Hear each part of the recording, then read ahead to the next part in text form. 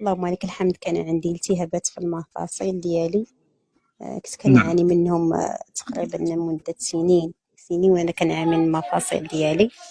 والحمد نعم. لله جربت الحمض ديالك، اللهم لك الحمد. كنحس بواحد النعمة من عند الله سبحانه وتعالى، اللهم لك الحمد.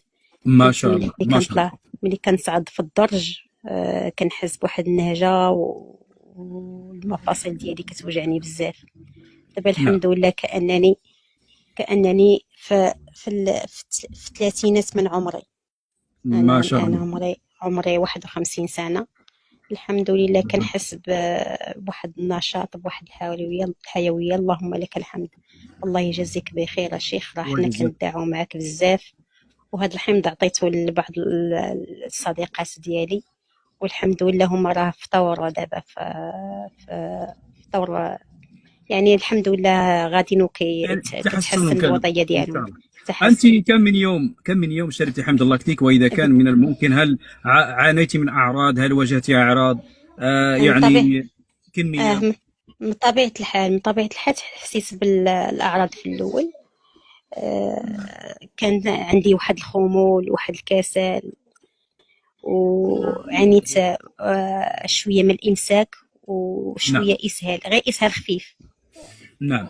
وكنت متوقعة، كنت عارفة بأن غادي توقع لي هاد الأعراض هذه، ولكن نعم. الحمد لله استمريت، قطعت واستمريت.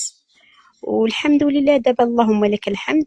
الحمد لله. وعندي حتى واحد المشكل، أنا عندي نحافة شديدة. كنوزن 45 كيلو. وواخا شربت الحمض كنشربو من بعد الأكل، باقي عندي النحافة. أنا تبعت الحمض هذه تقريبا شهر.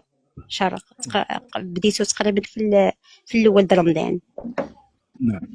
وباقي عندي النحافة، وباقي عندي تساقط الشعر. تشربين الحمض على الاكل؟ قلت وراء الاكل. الكميه التي كنش تشربينها من الحمض، الكميه التي تشربين في اليوم؟ تنشرب تقريبا غير واحد ربع كاس صغيرة فقط. مم. ما نعم. كنكترش بزاف، ما كنكترش. نعم. و... تشربين وباقي الحمض على المعده فارغه ام فقط يعني بعد الاكل يعني مباشره؟ شربته في الأسبوع الأول، شربته على معدة فارغة، ومن بعد صافي وليت كنشربه على الأكل، وحينما من بعد تشربين الأكل. حينما بدأت تشربين الحمض على الأكل، هل شعرت بأن الطاقة زادت والحيوية؟ يعني هناك تحسن هناك؟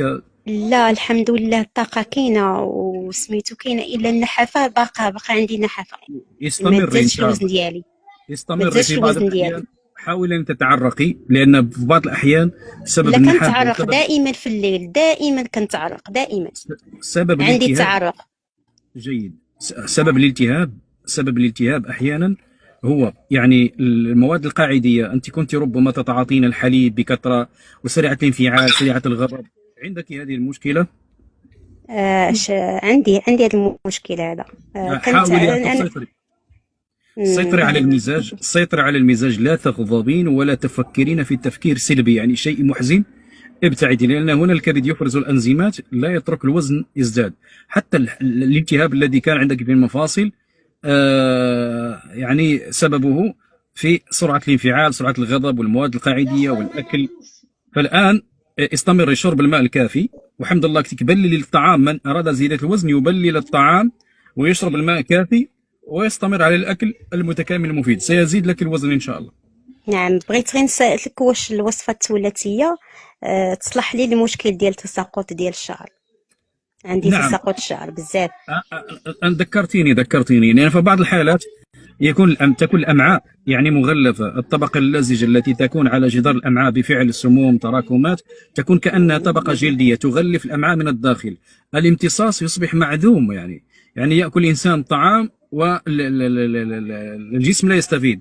الأفضل إذا عملت تنظيف، قد تزيلين ربما عندك دودة شريطية، ربما جرثومة المعدة، ربما طبقة يعني على جدار الأمعاء. استمري، اعملي تنظيف وإن شاء الله الأمور ستتحسن. الله يجزيك بخير الشيخ، بارك الله فيك. وفيك الله بارك. الله ونشكرك. يكثر من